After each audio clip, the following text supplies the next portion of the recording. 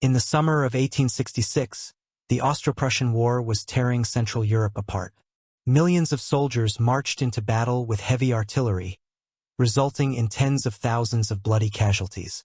Tiny Liechtenstein, a micronation nestled safely in the European Alps, was bound by treaty to send its army to assist Austria.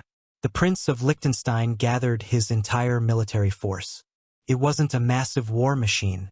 It was a tiny unit of exactly 80 men that as they marched out of their homeland, their families wept, terrified that these 80 young men would be completely slaughtered by the massive Prussian army.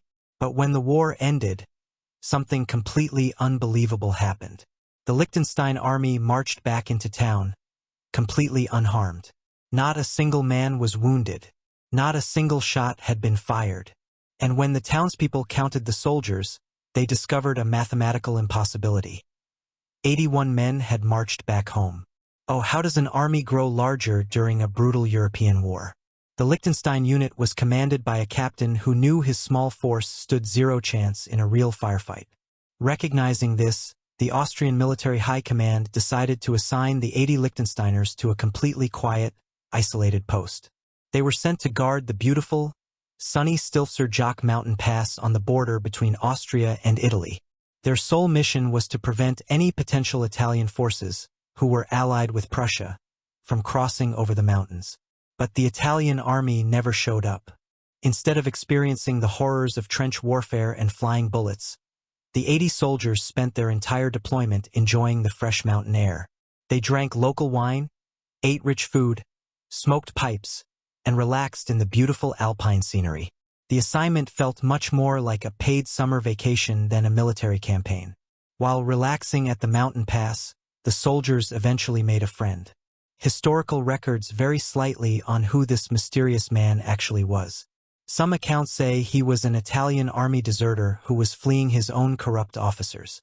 Other military logs suggest he was an Austrian liaison officer assigned to help them navigate. Regardless of his origin, the man absolutely fell in love with the friendly, laid-back nature of the Liechtenstein unit. When the war abruptly ended with a Prussian victory, the Liechtenstein army was ordered to pack up their camp and head home. Instead of leaving their new friend behind in the mountains, they simply gave him a spare military uniform, welcomed him into their ranks, and marched him across the border. When the army finally arrived back in the capital city of Vaduz, the entire nation turned out to welcome them. The crowd gasped in shock as the final headcount revealed 81 marching men. The deployment had resulted in a spectacular -1 casualty rate.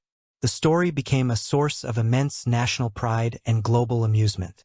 Shortly after this bizarre expedition, the Prince of Liechtenstein looked at the changing landscape of European warfare and came to a radical realization. Maintaining a military force was completely pointless for a nation that won wars by making friends. In 1868, Liechtenstein officially abolished its entire army. They declared themselves a permanently neutral nation, and they have never formed a military force since. To this day, they remain one of the safest, richest countries on Earth, proving that the best way to survive a war is to throw a great party instead. But this story is just one piece of the puzzle.